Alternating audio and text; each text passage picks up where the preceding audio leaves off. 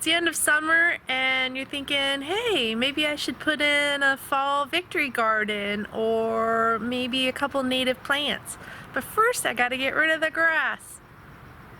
So what do? Today on Finding California Plants, we're gonna look at 4 ways to remove your lawn that don't involve poison. Option number 1 is to dig the grass out.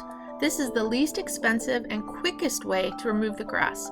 You can do it by hand, or you can rent a machine called a sod remover. If you're building a new bed for a small victory garden or a tiny wildflower meadow, it is most efficient to do it by hand. It is easiest to dig clay soil in the early spring when the ground is wet. Any other time of year, soaking the soil first will make the digging much easier. The removed grass can be composted, thrown into a green waste bin, or what I usually do is bury it, but we'll talk about that in a minute.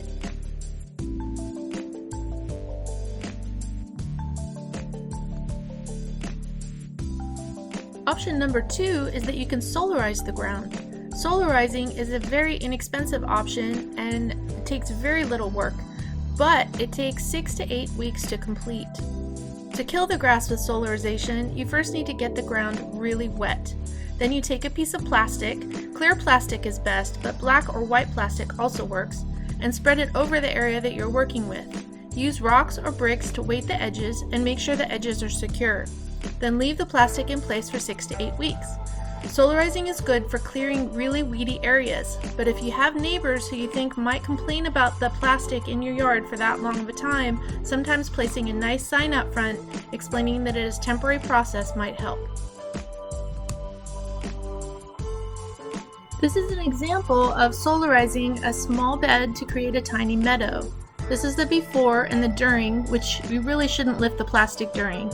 And then after, and voila, the grass is gone. Option number 3 is to bury the grass. This works really well if you're installing a raised bed and are going to be bringing in new soil, because you need at least 8 inches of soil on top of the lawn to smother it.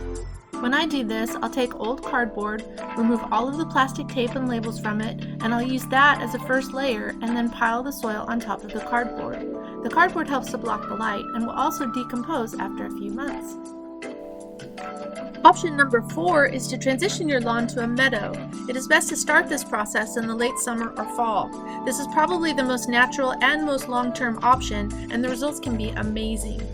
If your lawn grass is summer dormant, you will probably want to use one of the options above first. Then to start your meadow, you will need to mow your lawn really short in the fall. You will want to purchase wildflower seed that is native to your area and the seed of a flower called yellow rattle, which is a grass parasite. Scrape up the soil surface with a rake and then spread the seeds. Not much will happen over the winter, but in the spring, as the grass is returning, the wildflower seeds will start to grow and the yellow rattle will grow, helping the wildflowers by slowly strangling the grass. You shouldn't mow your lawn, or if you do, use only a very tall setting to give the rattle a chance to grow big. Each year after this, you should see less grass and more wildflowers.